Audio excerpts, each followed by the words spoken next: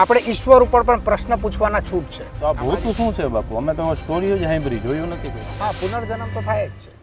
તો ભાગ્ય શું છે? એને 20 વર્ષથી મેલી વિદ્યા કરેલી, કોઈથી સારું થતું નથી. ગણેલા ડોબાઓ છે 21મી સદીમાં આવી વાતો મૂર્ખાઓ જ કરે. વિરોધ ભગવાન રામનો પણ થાય, ભગવાન કૃષ્ણનો થાય. તાંત્રિક વિધિથી બચવા માટે શું કરવું જોઈએ?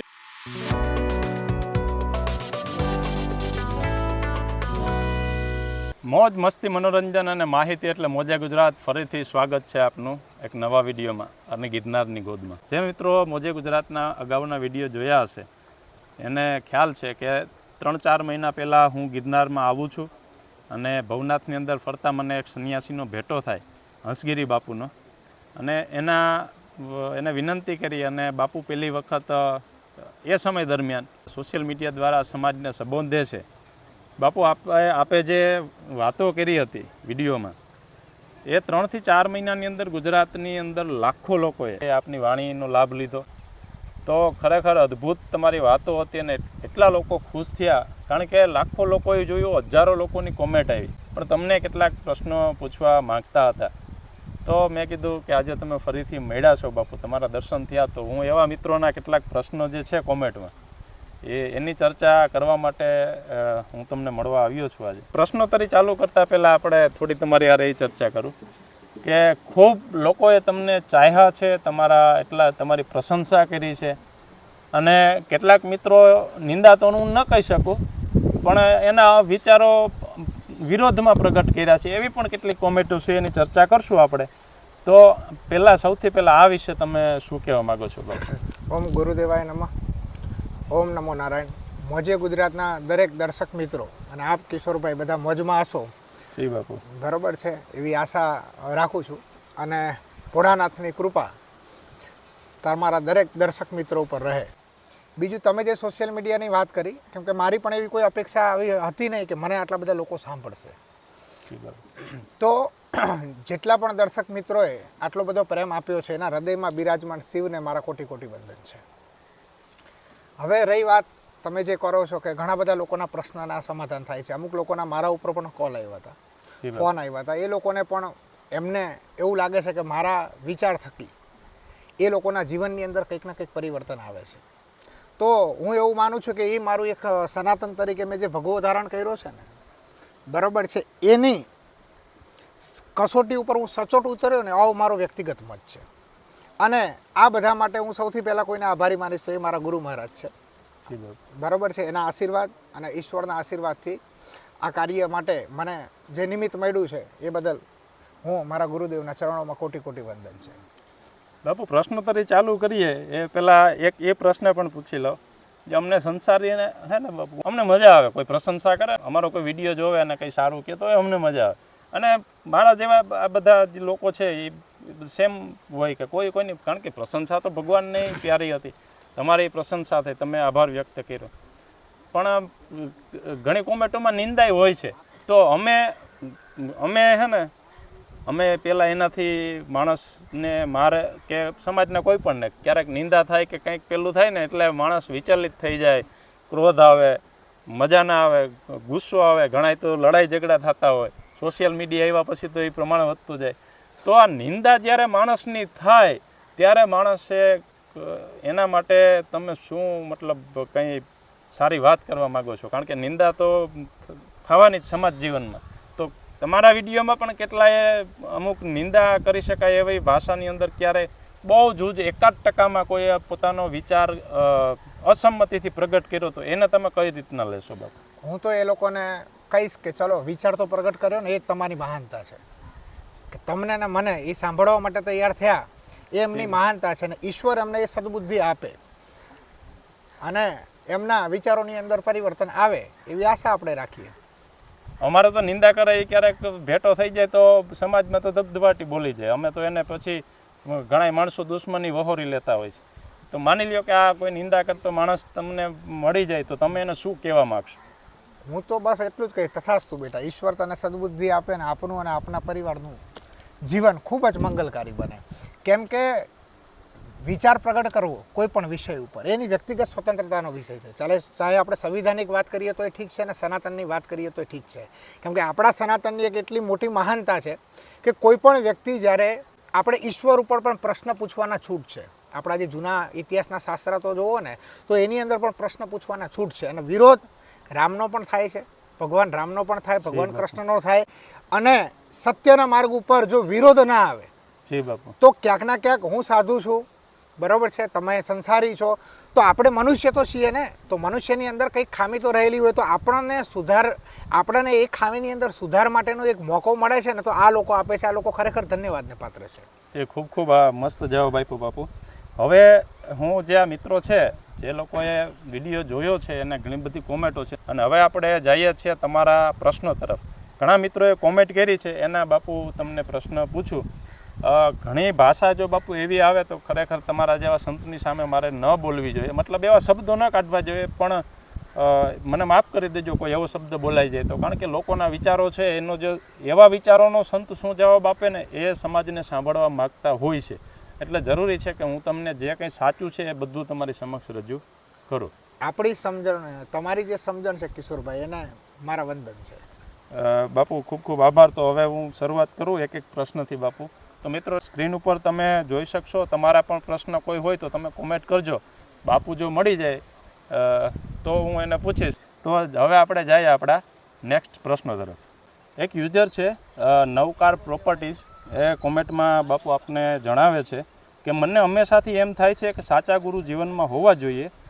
આજે આ વિડીયો જોઈને લાગ્યું કે જીવનમાં પ્રથમવાર આવા સંત જોયા જેને મારા ગુરુજીનું સ્થાન આપવા માંગુ છું. તો બાપુ નવકાર પ્રોપર્ટીઝ એમ પૂછે છે કે જીવનમાં એક ગુરુ હોવા જોઈએ અને તમારી વાણી સાંભળ્યા પછી એને એવું લાગ્યું કે આવા ગુરુ મળી જાય. તો આના વિશે, આના જવાબમાં અને ગુરુના મહત્વ વિશે થોડી જણાવશો તો નવકાર પ્રોપર્ટીઝને, બીજા મિત્રોને અને મને પણ ગમશે.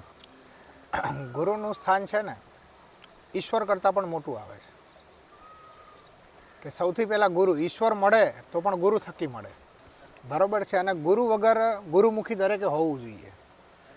જે પણ લોકો ન હોય તો એમને પોતાના યોગ્ય ગુરુની તલાશ 100% કરવી જોઈએ. આમ તો ગુરુ જ શિષ્યને શોધે છે, પણ ગુરુની જો વાત કરીએ તો ગુરુ એક એવું બીજ છે કે એના સાથેનો જે આપણો સંબંધ છે ને એ કોઈ એક જન્મનો કે ફક્ત ખાલી માળા નાખી દેવાથી એટલો જ જન્મ નથી. ગુરુ એક બીજ છે જેનો જન્મનો છે ને સંબંધ હોય છે. આ છે ગુરુ અને શિષ્યની પરંપરા, અને બંને લોકો એકબીજાના કર્મ સાથે જોડાયેલા હોય છે. બીજી વાત કે એક જીવાત્માને એની ગતિથી, જેને આપણે કહીએ ને કે ભજનની ઉપલી દિશામાં, તો એ એક જીવાત્માને ઉપરની ગતિ તરફ લઈ જવા માટે એક ઉચ્ચ ક્વોલિટીના, એક ઉચ્ચ બીજા જીવાત્માની જરૂર પડે છે, જેના પ્રકાશ થકી ઓલો જીવાત્મા પણ એક ઉદ્વગમન તરફ આગળ વધે છે. એટલે ગુરુની જરૂરિયાત ચોક્કસથી છે અને એમને મને ગુરુ માટે લાયક ગણ્યા એ બદલ ખૂબ ખૂબ આભાર છે. કેમ કે હજી હું જ એક સામાન્ય, તમારા જેમ હું પણ એક સામાન્ય મનુષ્ય છું, અને આપ ગુરુ બનવા માટે થઈને વાત કરી તો ઈશ્વર આપણી જિજ્ઞાસા, બરાબર છે, પૂરી કરે અને આપણે યોગ્ય ગુરુની એક જે ઓળખ છે એ આપણને મળી જાય એવી મારી ઈશ્વરને પ્રાર્થના. ગુરુવિને જ્ઞાન ન ઉપજે ને ગુરુવિન મિટાય ને ભેદ, ગુરુવિન સંશય ના ટળે ભલે વાંચો ને ચારે વેદ. અને ગુરુ ગોવિંદ દોનો ખડે કાકો લાગુ પાય, બલિહારી ગુરુ આપકી મને ગોવિંદ દિયો દિખાય. કે ભગવાનના દર્શન જે કરાવે છે એ ગુરુ છે. તો તમે જે વાત કરી કે ભગવાન કરતા ઊંચું સ્થાન ગુરુને, તો આશા રાખું છું કે નવકાર પ્રોપર્ટીને આ જવાબ મળ્યો હશે અને મજા આવી હશે. ત્યારબાદ બાપુ જાદવ વસંત કરીને છે, એ મસ્ત પૂછે છે, યાર આટલી પોઝિટિવ એનર્જી ક્યારેય જોઈ નથી, ક્યાંથી લાવો છો? મતલબ એવું એનું કેવું થાય છે. તો યાર સંબોધે છે, તમને મિત્ર ભાવથી પૂછે છે, યાર એટલે મિત્ર. તો જાદવ વસંત એવું પૂછે કે આટલી પોઝિટિવ એનર્જી બાપુ ક્યાંથી લાવો છો? બસ ગુરુ કૃપા છે. અને એ મિત્રને કહીશ કે બ્રહ્માંડ છે ને, સમગ્ર બ્રહ્માંડ એ શાશ્વત ઉર્જાનો સ્ત્રોત છે. તમારાથી થાય એટલું ડાઉનલોડ કરી લો, જેટલું થાય એટલું ડાઉનલોડ કરી લો, સ્ટોરેજ ભરપૂર છે એમ બાપુ. અદ્ભુત છે. તો એના બાદ એક પ્રશ્ન છે બાપુ, આમ તો બે પ્રશ્ન છે. એક છે ગૌરી શંકરભાઈ થાનકી અને બીજો પ્રશ્ન છે કરશનભાઈ ભરવાડ. બંનેનો સેમ જ પ્રશ્ન છે. ગૌરીશંકરભાઈ પૂછે છે કે બાપુ જય શ્રી કૃષ્ણ, હું એક ખેડૂત છું. ખેતરમાં પેસ્ટિસાઇડ છાંટું છું એટલે કે દવા છાંટું છું જેનાથી ઘણી જીવાત મળે છે, તો આ ખરાબ કર્મ બને ખરું? અને જો દવા ન છાંટીએ તો પાક ને નષ્ટ થઈ જાય છે, તો શું કરવું? અને બીજા કરશનભાઈ ભરવાડ એવું પૂછે છે કે જય શ્રી કૃષ્ણ બાપુ, હું બકરાનો ગોવાળ છું અને એના બચ્ચા હું બકરા વેચતા હોય, સ્વાભાવિક છે, કોઈ પણ જે પશુ હોય તો એનું ખરીદ વેચાણ થતું હોય, તો ઘણી વખત એ જે બકરાઓ છે એ કોઈ કસાઈ લઈ જાય અને કતલખાને જાય તો હું પણ પાપનો ભાગીદાર થાવ, એને એક એમનું દુઃખ પણ છે. તો આ બંનેમાં સેમ જ અવસ્થા છે કે બે પોતાના કર્મો કરે છે, પણ છતાં પણ એને એવું લાગે કે ક્યાંય મારાથી પાપ થાય કે નહીં. તો આના વિશે તમે શું કહેવા માગો છો? હવે ખેડૂત મિત્ર છે એની અંદર જે આપણી પ્રાકૃતિક ખેતી હતી એનાથી આપણે આધુનિક તરફ વળ્યા, અને આજે લોકોનો પાછો ઝુકાવ પ્રાકૃતિક ખેતી તરફ છે. આ ફક્ત કોઈ ગુજરાત કે ભારતની વાત નથી, સમગ્ર વિશ્વની વાત છે કે દરેકને પ્રાકૃતિક મતલબ સારું અનાજ અને સારું ખાદ્ય જોઈએ છે.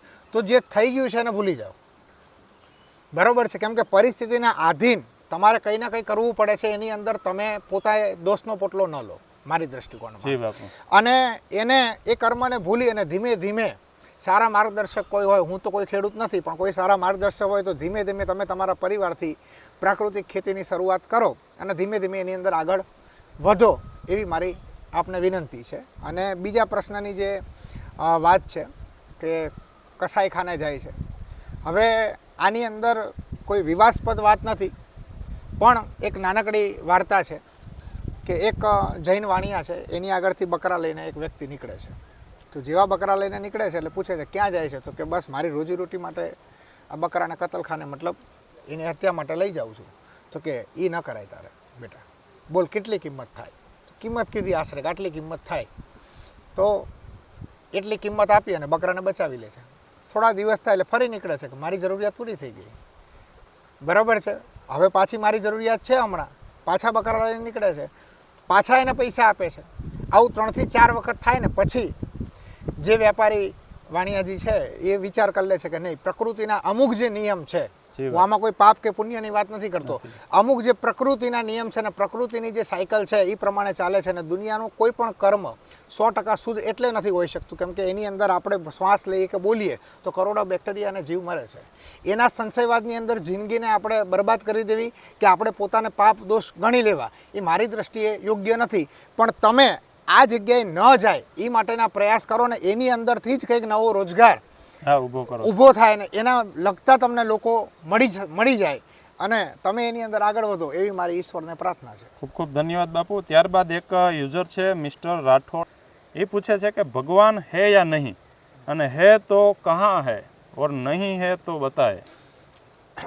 હવે વાત ઈશ્વરની છે ને ઈશ્વર ઉપર પ્રશ્ન પૂછવો ને એ આપણા હિન્દુ ધર્મના શાસ્ત્રાર્થની વાત કરીએ તો વ્યક્તિગત સ્વતંત્રતા છે અને આ સ્વતંત્રતા બીજે ક્યાંય જોવા મળતી નથી. પણ મારું એમને એટલું ચોક્કસથી કહેવું છે કે એક વખત તમે ચાહે ઈશ્વરને માનતા હોય કે ન માનતા હોય, ડઝન્ટ મેટર છે, બરોબર છે, પણ એની અંદર ઘણા બધા સાધનાના માર્ગો છે, એની અંદર તમે ઉતરો અને ખુદ અનુભવ કરો ને તમારો જે અનુભવ છે ને એ સર્વશ્રેષ્ઠ છે, બરાબર, અને એની અંદર તમે ઈશ્વર છે એવું ચોક્કસથી માનશો એવી આશા છે મારી.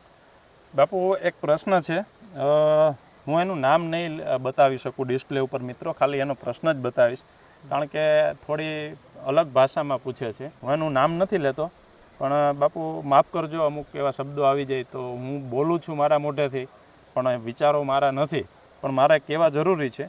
કોઈ પણ પ્રશ્ન પૂછે અને તો જ આ લોકોને સાચું મળશે અને તો જ લોકો ભરોસો કરશે, કારણ કે આપણે માત્ર સારી વાતો જ લેશું એવું નથી. જે લોકોએ એવી ભાષામાં પૂછ્યા તો એક ભાઈ છે કે ભાઈ તમારે એને તો તુચકારે બોલું પણ મારાથી નહીં બોલાય એટલે હું શિષ્ટ ભાષામાં પૂછી લઉં. બાપુ ભાઈ તમારે બાવો જ બનવું હતું તો ભણવાના શું કામ રૂપિયા બગાડ્યા માતા પિતાના? મને લાગે છે કે આ ભાઈને દેવું થઈ ગયું હશે અને બૈરું છોડીને, માફ કરજો બાપુ આવા શબ્દો પ્રયોગ કર્યા છે, કે જતું રહ્યો હશે એવું લાગે છે.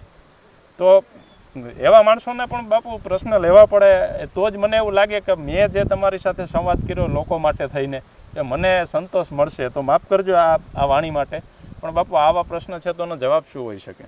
હા, બસ ઈશ્વર એમને સદબુદ્ધિ આપે, કમસે કમ એમને કંઈક કહેવાની ઈચ્છા તો પ્રગટ થઈ ને. જી બાપુ બસ તો એમને સંન્યાસી માટે કંઈક કહેવાની સારું કે ખોટી પછીનો વિષય છે, જી બરોબર છે. તો હાથ એમને વેરો કે ધૂળી નાખે લોટના કાંઈક તો આપ્યું ને હા બદલે બરોબર છે. એ બસ આપ્યું એના બદલ હું એમને ધન્યવાદ આપીશ. ત્યારબાદ એક ભાઈ છે ધ બુદ્ધિઝમ 6963 એ પૂછે છે કે બાપુ મેં મારી જિંદગીમાં વેદ પુરાણ ઉપનિષદ સ્મૃતિઓ ધર્મ ગ્રંથો LLB સાયકોલોજી બધું કર્યું છે, તો મતલબ ઘણું બધું કર્યું એટલે સારી વાત છે. તો પણ એ પૂછે છે કે બાપુ તમે સાચા, પણ જ્યાં સુધી તમે કબીર સાહેબને નથી વાંચ્યા ત્યાં સુધી તમે દુનિયામાં બહુ જ પાછળ છો. કબીરને તમે નહીં વાંચો, કારણ કે કબીર બધાની પોલ ખોલી છે. કબીરને વાંચો, દુનિયાનું બધું જ્ઞાન મળી જશે. તો ધ બુદ્ધિઝમવાળા યુઝર મિત્ર કબીરજી વિશે વાંચવાનું કહે છે. તો કબીર કહે કમાલ કો દો બાતો કા દુઃખ, જો રીજે તો મુખ ચાટે અને ખીજે તો પેર કાટે. અમે તો કબીરજીને એટલાથી જાણીએ છીએ, પણ તો બાપુ એના વિશે તમે શું કહેવા માગો છો? કે એ એવું કે કબીરજીને તમે વાંચ્યા નથી અને વાંચો નહીં વાંચશો કારણ કે એ પોલ ખોલે છે, તો એવું તો શું કબીરજી પોલ ખોલે છે? આવું આ હકીકત શું છે આની પાછળ? હવે એમને આ વેદ ઉપનિષદ ને આ બધાનો અભ્યાસ કર્યો છે ને, એના બદલ તો કોટી કોટી વંદન છે કે આજના સમયની અંદર એમને એટલો શાસ્ત્રો વાંચવાનો સમય મળ્યો આ સંસારી જીવનની અંદર. એમની એ જિજ્ઞાસા છે ત્યારે વાંચ્યા છે ને, તો પહેલા તો એમની જે જિજ્ઞાસા છે એને મારા કોટી કોટી વંદન છે કે તમે આટલા સનાતન ધર્મના ધાર્મિક પુસ્તકોને વાંચો છો, બરોબર છે. બીજી વસ્તુ કે કબીર સાહેબની વાત કરીએ તો હું કબીર સાહેબ વિશે વધારે નથી જાણતો, પણ હું ચોક્કસથી જે થોડું ઘણું મને જાણવા મળ્યું છે એના ઉપરથી એટલું કહીશ કે કબીરના રામ છે શિવ છે. આ વાક્યને હું ફરીથી કહું છું, કબીરના જે રામ છે, કબીરજીના જે રામ છે એ ખરેખર શિવ છે. એટલે કે એમને કબીર સાહેબ જે વાત કરી છે ને એ પણ નિરાકાર બ્રહ્મની જ કરી છે. અને આપણી સંસ્કૃતિની અંદર નિરાકાર બ્રહ્મ સાકાર રૂપ બધા અલગ અલગ જેવા લોકો છે એ પ્રમાણે દરેક માટે અલગ અલગ વ્યવસ્થાઓ ઊભી કરેલી છે. તો કબીર સાહેબે પણ જે વાત કરી છે સનાતનની જ કરી છે. અને એમના એવા જેવા મહાપુરુષો વિશે આજ બોલવાનો તમને ને મને મોકો મળ્યો એ આપણે બહુ ખૂબ ભાગ્યશાળી છીએ.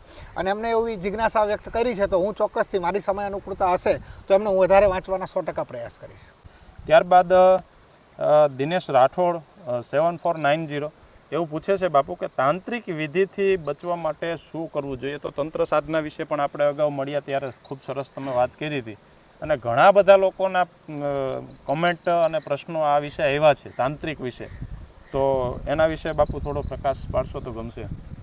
પહેલું તો કોઈ આપણા ઉપર કરે વિચાર કાઢી નાખો, કોઈ આપણા ઉપર તંત્ર વિધિ કરે વિચાર કાઢી નાખો, મતલબ તમારી માનસિક નબળાઈને છે ને પહેલાં સૌથી પહેલાં દૂર કરો. બીજી વસ્તુ કે સારા ગુરુ હોય, બરોબર છે, એના શરણોની અંદર જાઓ. તમે તમારા કોઈ ઈષ્ટ હોય, ગુરુ દ્વારા કોઈ મંત્ર મળ્યા હોય, કે તમે તમારી કુળદેવી પરંપરાની અંદર જે કાંઈ તમારા ઈષ્ટ છે એનું તમારાથી થાય, તમારાથી જેટલું થાય એટલા એનું સ્મરણ, નામ જપ કે માળા કરવાના પ્રયાસ કરો.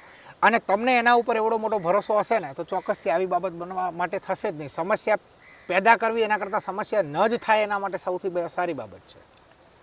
બાપુ એક પ્રશ્ન આવે છે, અઘરો છે, પણ આજે હું તો અઘરા પ્રશ્નો લઈને જ બેઠો છું, કારણ કે લોકોને આશા હોય છે એટલે જ પ્રશ્ન પૂછતા હોય. એક છે, હું એનું નામ નથી લેતો, કારણ કે જે ટૂંકમાં એવી રીતના જે પ્રશ્ન અવરી ભાષામાં કે એવી રીતના પૂછે તો હું નથી ઈચ્છતો કે કોઈ બીજા માણસો એના પ્રત્યે રોષ કરે, કારણ કે જે તમને ચાહતા હોય, તમારી વાણીમાં જેને મજા આવતી હોય, હવે તમારા વિરોધમાં કોઈ પ્રશ્ન પૂછે તો સ્વાભાવિક કે એ માણસ એને પાછું ન ગમે. તો મારો એવો કોઈ ઈરાદો નથી કે કોઈ એકબીજા પ્રત્યે નફરત કરે, એટલે હું એનું નામ નથી લેતો. પણ એ પૂછે છે કે માફ કરજો બાપુ, બંનેને કીધું છે, મને કીધું એટલે હું આ લીટી શબ્દ છે વાંચી જાઉં છું. બે ભણેલા ગણેલા ડોબાઓ છે, 21મી સદીમાં આવી વાતો મૂર્ખાઓ જ કરે. તો બંનેનું કીધું એટલે પહેલાં તો મને પણ કીધું, તો એક હું જવાબ આપી દઉં કે તમે મને બાપુને તો બંનેને કીધા છે કે બે ભણેલા ગણેલા ડોબાઓ, તો હું તમારો ખૂબ ખૂબ આભાર માનું છું. મને જીવનમાં સંતોષ થાય એવા એક વ્યક્તિ મળ્યા કે જે મને ઓળખા છે, કારણ કે હું ખરેખર ડોબો જ છું, બરાબર. એટલે તમે મને જે કીધું એ બહુ યોગ્ય છે અને આપને ધન્યવાદ છે. ભણેલા ગણેલા કીધા એ બદલ. પણ બીજું તમને એ પણ હું કહેવા માગું છું કે આ મારા જેવા ડોબાને તમે સાંભળો ને એ બદલ તમારો આભાર. બાકી ડોબાઓને કોણ સાંભળે બાપુ, બરાબર. અને તમારા પ્રત્યે પણ એ જે શબ્દ વાપરો એની માફી એના વતી હું માગું છું. હવે આ તો હતા મારા મોજે ગુજરાતના જવાબ કે ભાઈ ડોબાઓને સાંભળ્યા તમે એ બદલ તમારો આભાર, અને આ ડોબાઓને તમે સાંભળતા રહેજો એ પણ વિનંતી. અને હું તો તમને મારા સરદાર ગણું છું. બાપુ તમે શું કહેવા માંગો છો? આધ્યાત્મની અંદર છે ને પાગલપન હોવું જોઈએ, અને હું મારું પાગલપન સ્વીકાર કરું છું. હું પાગલ હતો, છું અને રહેવાનો છું આ વિષયની અંદર, એમના જે શબ્દો છે એની પરિભાષાની અંદર. અને ઈશ્વર આજ નહીં તો 1000 જન્મે પણ એમને આ પાગલપન આપશે જ, અને જેટલું જલ્દી આપે ને એવી મારી ઈશ્વરને પ્રાર્થના છે. અદ્ભુત બાપુ, તમારો વિવેકવાળો જવાબ હતો. યશ પ્રજાપતિ પૂછે છે બાપુ, જય હો બાપુ અને મોજે ગુજરાત. બાપુનો જય હો ભાઈ, મારામાં એવું કંઈ નથી કે મારો જય તમે કરો. ખૂબ સરસ જ્ઞાન પીરસ્યું, આટલું અમૂલ્ય જ્ઞાનનો વાર્તાલાપ કર્યો, ખૂબ ધન્યવાદ સંન્યાસી બાપુ, ખૂબ ધન્યવાદ મોજે ગુજરાત. આભાર ભાઈ. તો બાપુ એ આભાર માને છે યશ પ્રજાપતિ કે આટલો સરસ વાર્તાલાપ કર્યો, અને આપણે 4 મહિના પછી મળીએ છીએ આજે. તમે વાર્તાલાપ કર્યો પછી તમે તમારા ધ્યાન સાધનાના માર્ગમાં અને તમારી જે કંઈ ક્રિયાઓ છે એમાં જતા રહ્યા, અને પાછા મને નથી મળ્યા, અને કેટલા બધા માણસો તમારો સંપર્ક કરવા માગતા હતા એને પણ તમે ઉપલબ્ધ નથી થયા. તો ફરી આજે આવ્યા છે એના જવાબો દેવા, તો એ માટે હું તમારો આભાર માનું છું, અને યશભાઈ પણ તમારો આભાર માને છે. આના વિશે તમે કંઈ કહેવા માગતા હોય તો બાપુ? યશભાઈને એટલું જ કહીશ કે દીકરા, તમને જે તમારા મા બાપે સંસ્કાર આપ્યા છે ને એ મા બાપને મારા કોટી કોટી વંદન છે સાધુ તરીકે. અને બાપુ મળવાની બહુ વાત આવે છે, તમે શું કરવા માણસોને એટલા પ્રેમથી તમને ચાહે છે, તમને મળવા માગે છે, તો આપ એના વિશે શું કહેવા માગો છો? હું હમણાં વિચરણની સ્થિતિની અંદર છું અને સતત વિચરણ કરતો રહું છું, પણ હવે એવા લોકો મળવા માગતા હોય છે, બરાબર છે, તો વિચરણની જે જગ્યાની અંદર હોઈશું તો એની જાણ કરવાના પ્રયાસ કરીશું, અને ચોક્કસથી ઈશ્વરની કૃપા અને ગુરુની કૃપા હશે અને ગયા ભાવનું મિલન બાકી હશે તો 100% આ વખત મિલન થશે જ.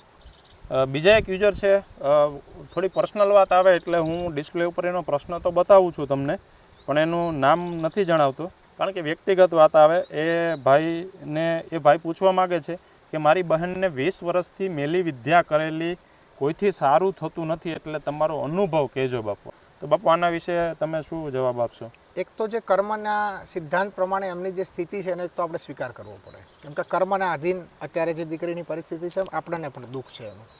તો મારી દૃષ્ટિએ સૌથી પહેલાં તો એની સાયકોલોજીકલ ટ્રીટમેન્ટ કરવી ને એ બહુ જરૂરી વિષય છે. ત્યારબાદ આ બધા વિષયની અંદર જજો, કેમ કે આ બધા વિષયોની અંદર છે ને છેતરપિંડી, બરાબર છે, અને ઘણા બધા પૈસા પડાવવાની વાતો પણ ઘણી બધી જગ્યાએ આવે છે. આવી નકારાત્મક બાબત નથી, પણ એક સાવચેતીપૂર્વક આ બાબત મારે એમને કહેવી છે. ખૂબ સરસ જવાબ આપો છો બાપુ બધા મિત્રોને. થોડી તડકાના હિસાબે જગ્યા બદલી છે. હજી આપણે 2-3 પ્રશ્નો લઈ લઈએ બાપુ. એક યુઝર છે, પૂછે છે ક્રાંતિ ન્યૂઝ 4237, કોમેન્ટમાં કંઈક એવી રીતના પૂછે એટલે હું શ્યોર નથી થઈ શકતો કે શું પૂછવા માગે. બુદ્ધમાં કયો ઈશ્વર આવી, એટલે પણ હવે કંઈ સ્પષ્ટતા નથી થઈ, પણ ભગવાન બુદ્ધનું નામ આવ્યું એટલે મને વધારે મજા આવી, કારણ કે માનવ સેવાનો સૌથી વધારે સંદેશો આપ્યો છે, અને ભગવાન બુદ્ધનું જીવન અદ્ભુત રહ્યું. તો ભગવાન બુદ્ધ વિશે આપ થોડું જણાવશો તો મિત્રને પણ મજા આવશે. તો ભગવાન બુદ્ધને છે ને આપણે ક્યારે સનાતનથી અલગ ગણ્યા જ નથી. બીજું જે અવતારવાદની વાત છે ને એની અંદર પણ આપણે ગૌતમ બુદ્ધને લીધા છે.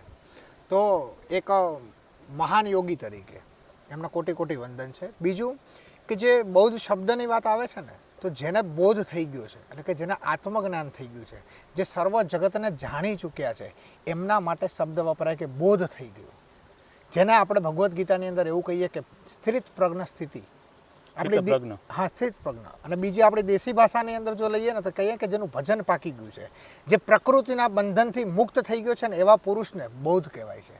બૌદ્ધ ફક્ત એક બૌદ્ધ નથી થયા, આવા હજારો બૌદ્ધ થયા છે. અને આ બૌદ્ધ શબ્દની મહાનતા છે, અને આ બૌદ્ધ શબ્દનો અર્થ છે. અદ્ભુત જવાબ. ત્યારબાદ એક યુઝર પૂછે છે બાપુ, આશા મિસ્ત્રી. આશાબેન પૂછે કે આત્મા અને મન વચ્ચેનો તફાવત કેવી રીતે જાણી શકાય? આત્મા અને મન એ એક છે, અલગ છે, અલગ છે તો કઈ રીતના છે, અને કઈ રીતના છે તો જાણવું કઈ રીતના? બહુ ગહન અને લાંબો વિષય છે, પણ એને જો ટૂંકની અંદર કહીએ ને તો દેવીજીને એટલું જ કહીશ કે તમે શાંતિથી એક વખતે શાંતિથી બેસો, બરાબર છે, તમને જે પણ વિચાર આવતા હોય, અને સાક્ષી ભાવે તમે મન નથી મનને તમે સાક્ષી ભાવે જોવાના પ્રયત્ન કરો એટલે મન અને તમે બંને એકબીજાથી આમ એક છો પણ આમ અલગ છો ને એવો ભાસ તમને ચોક્કસથી થશે. આભાર બાપુ. ગામડીઓ નામનો એક આઈડી છે, પૂછે છે, ઓમ નમો નારાયણ બાપુ, વાહ ખૂબ સરસ વાર્તાલાપ સમજાવ્યો, જોરદાર, ક્યારેક મળશું ભાગ્યમાં હશે તો એને તો ઈચ્છા વ્યક્ત કરી, પણ હું આની ઉપરથી પ્રશ્ન પૂછું તો ભાગ્ય શું છે? ભાગ્યને અલગ અલગ દ્રષ્ટાંતો આપણે લઈ શકીએ, પણ જો ટૂંકમાં કહીએ ને તો ભાગ્ય એટલે તમારા જે સંક્ષિપ્ત કર્મ છે એના આધારે, સંક્ષિપ્ત કર્મ એટલે જે જૂના કર્મ છે એના ગયા જન્મના પણ કર્મ આવી જાય અને અત્યારે હાલના જે કર્મ છે એની આધારે જે તમારું આગળનું ભવિષ્ય જે આવશે, બસ એ જ ભાગ્ય છે. આ મારો વ્યક્તિગત મત છે. આની ઉપરથી તો પાછો પ્રશ્ન આવે કે તમારા સંક્ષિપ્ત કર્મો ગયા જન્મના, તો ગયો જન્મ અને આ જન્મ તો પુનર્જન્મ છે કે શું? હા, પુનર્જન્મ તો થાય જ છે, પણ પુનર્જન્મ ની અંદર જો આપણે વાત કરીએ ને તો આ શરીર જે છે આપણું પંચમહાભૂતોનું બનેલું છે અને આ પંચમહાભૂતની અંદર વિલીન થઈ જાય છે. પાછળ જે આભાસી ઈશ્વર છે, કોઈ એના આત્મા શબ્દ વાપરે છે, કોઈ પરમાત્મા શબ્દ વાપરે છે, એ તો સનાતન શાશ્વત છે જ. તો જે પુનર્જન્મ થાય છે ને, જિજ્ઞાસા તો ત્યાં છે ને, પુનર્જન્મ કોનો થાય છે? તો પુનર્જન્મ જે છે એ તમારા મનના વિચારો જે છે એ જીવ સાથે સંકળાયેલ છે. મન અને જીવ, આ જે વિચારોનો સમૂહ છે ને એ નવી બોડી મતલબ કે નવું શરીર ધારણ કરે છે. આ બસ આનો પુનર્જન્મ થાય છે. અદ્ભુત વાત કરી બાપુ. અને આ પ્રશ્ન ઉપરથી જ મને બીજો પ્રશ્ન થયો ને એવો જ એક પ્રશ્ન એક ભાઈનો છે, તો એ પણ સાથે સાથે પૂછી લઉં છું. પંકજ સોલંકી નામના યુઝર પૂછે છે કે મારું નામ પંકજ છે અને હું વડોદરા રહું છું. મારો પ્રશ્ન એ છે, તમે જે પુનર્જન્મની વાત કરી તો સમાજ પુનર્જન્મને તંત્ર મંત્ર, ભૂત, આવી બધી મેલી વિદ્યા, આનાથી વધારે સીધું ન્યાય એને મગજમાં એ જ વિચારો આવે. એવો જ કંઈક પ્રશ્ન છે કે કોઈને ભૂત વળગ્યું હોય તો કેવી રીતે કાઢવું અને ભૂત વળગવાનું શું કારણ? તો આ ભૂત શું છે બાપુ? અમે તો સ્ટોરીઓ જ સાંભળી, જોયું નથી કોઈ. હવે અમુક બાબતો છે એ સૂક્ષ્મ જગતની વાતો છે અને મારી દ્રષ્ટિએ મન અને ભૂત બે એકબીજાથી અલગ નથી. જો એને ગહન વિષયમાં જો જવું હોય આપણે તો એવું સમજો કે આપણે આ જગતની અંદર છીએ, બરાબર છે, તો આપણા જે પ્રાણ છે એના જે કંપનો છે ને એનો એક માત્રા છે. હવે અમુક જીવ એવા છે જેને આપણે નરી આંખે જોઈ શકતા નથી, બરોબર છે, પણ હશે તો ખરા જ. હશે તો ખરા. સૂક્ષ્મદર્શક યંત્ર લઈએ તો જોઈ શકીએ ને. તો આપણા જે પ્રાણ જીવ એવાય છે કે એ યંત્રમાંય નથી આવતા. હા, અને આપણી જે પ્રાણ ઉર્જા છે એના જે કંપનના આપણા જે લેવલની અંદર હોય છે ને એ બધા જીવોને આપણે જોઈ શકીએ. પછી જેના કંપન ડાઉન એવા જીવોને ન જોઈ શકીએ તો આપણે સૂક્ષ્મદર્શક યંત્રનો ઉપયોગ કરીએ. પછી આપણાથી જે હાઈ કંપનના લોકો છે, હાઈ કંપનના પ્રાણ ઉર્જાના જે જીવો છે એ આપણાથી હાઈ હોય તો એને પણ આપણે ન જોઈ શકીએ. પણ યોગિક પ્રક્રિયા કે જેને આપણે રાજયોગ કહીએ છીએ, બરાબર છે, 4 માર્ગોમાંનો એક માર્ગ છે રાજયોગ. એ રાજયોગની અંદર આપણે જો જઈએ અને એના ગહનની અંદર જઈએ તો મન અને જીવ દ્વારા આપણે જે પ્રાણ છે ને એ પ્રાણને એક ઉચ્ચ કક્ષા ઉપર ધીરે ધીરે આ યોગી પુરુષોની કહેલી વાત છે કે એને જો ધીમે ધીમે ઉપર લઈ જઈ શકીએ ને તો આ બધું પણ દ્રશ્યમાન થાય છે. એટલે કોઈ એવું માની લે કે અમને નરી આંખે નથી દેખાતું મતલબ સત્ય છે એવું ન માની લેવું. એને જો બીજા ઉદાહરણમાં આપણે સમજવું હોય ને તો આ એક જગતની અંદર બીજું જગત છે, એક વર્તુળની અંદર બીજું જગત છે. એવું પણ થઈ શકે કે તમે હું બેઠા છીએ તો આજુબાજુ કેટલા આવા જીવાત્મા હોય, આપણે એની અંદરથી પસાર પણ થઈ જતા હોય, પણ આપણા કંપન જે છે એના કરતાં એના કંપન કા ઉપર કા નીચે છે એટલે આપણે એને જોઈ શકતા નથી.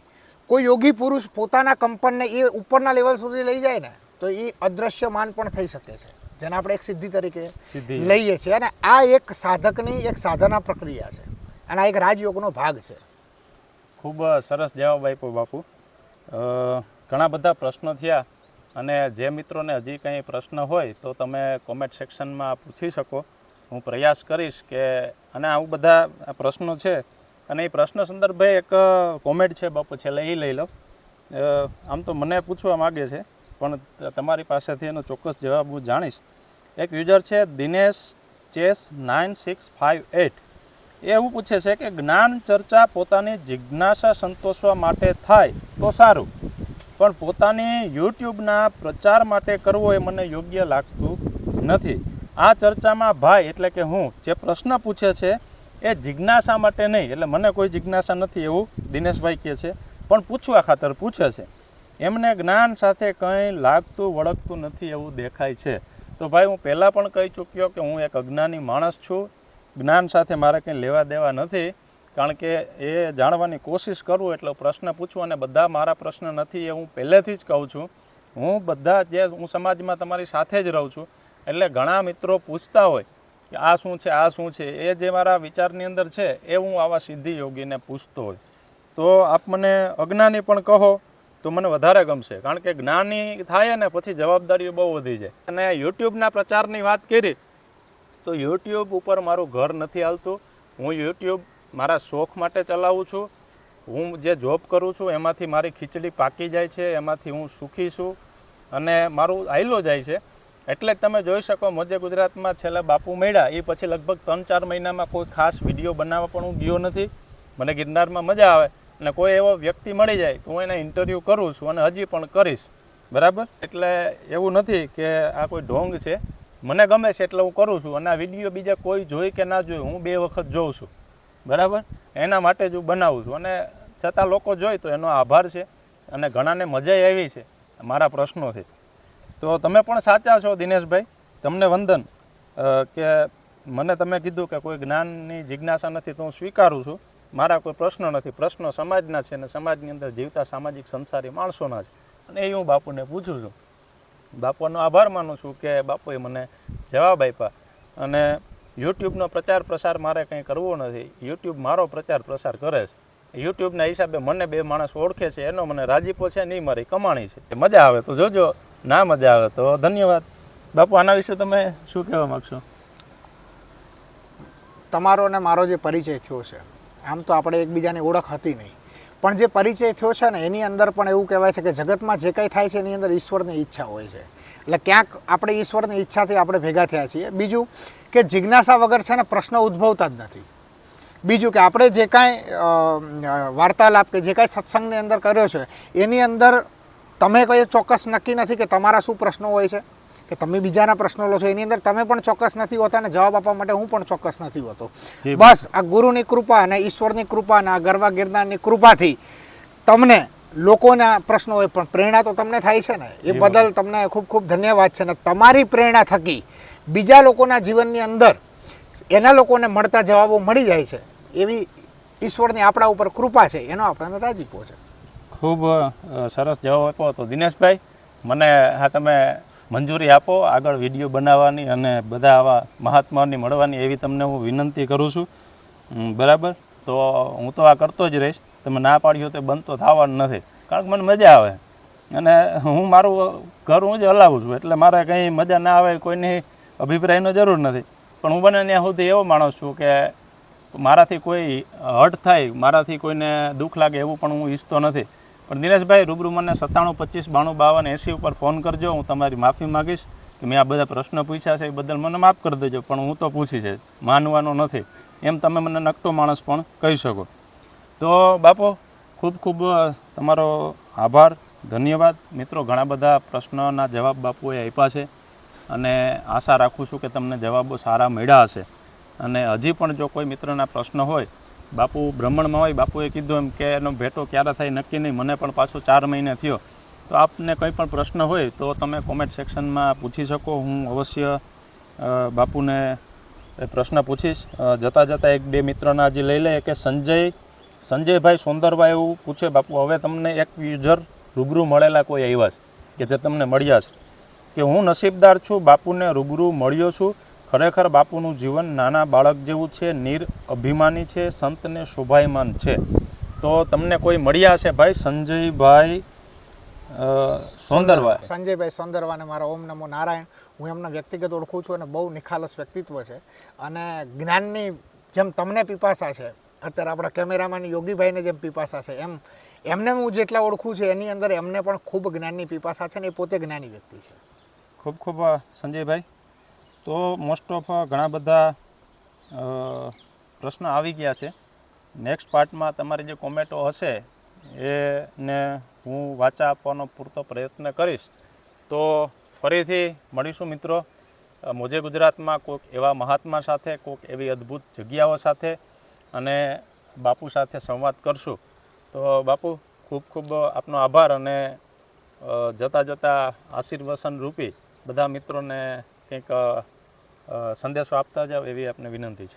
મોજે ગુજરાતના દરેક દર્શક મિત્રો અમે મોજમાં જ હોય, જેવું નામ છે એવા ગુણ છે. તો એ લોકોને હું એટલું જ કહીશ કે તમે જે કાંઈ પ્રશ્નો પૂછ્યા છે એના જવાબ આપવાનો હું પ્રયાસ કરું છું અને આગળ પણ પ્રયાસ કરતો રહીશ. પણ એની અંદર તમને સંતોષી થાય એવી મારી કોઈ ગેરંટી નથી, પણ પ્રયાસ કરવો એક સંન્યાસી તરીકે, કેમ કે સમાજનું અમે ખાઈએ છીએ, અમે કંઈ હળકવા તો જતા નથી. તો સમાજનું અમારા ઉપર ઋણ છે, તો એ ઋણ થકી અમે અમારું ધાર્મિક કર્તવ્ય મને જેવું આવડે છે એવા તમને સંતોષ આપવાના હું પ્રયાસ કરીશ. અને એની અંદર જો કોઈની લાગણીઓને ઠેસ પહોંચી હોય તો હું ભલે સંન્યાસી છું, તો તમારી લાગણી અને શ્રદ્ધાને જો ઠેસ પહોંચી હોય તો મને માફ કરજો. તો આવજો મિત્રો, ફરીથી મળીશું એક નવા વિડીયો સાથે. અને અગાઉના પણ વિડીયો છે આ પ્રશ્નને અનુસંધાને, એ પણ આપ જોઈ શકો છો. હંસગીરી બાપુએ અદ્ભુત જવાબો આપ્યા છે. તો આવજો મિત્રો, ફરી મળીએ. ત્યાં સુધી જય ગિરનારી, ઓમ નમો નારાયણ. મોજે ગુજરાત, રોજે ગુજરાત, મોજે મોજ, રોજે રોજ. આવજો.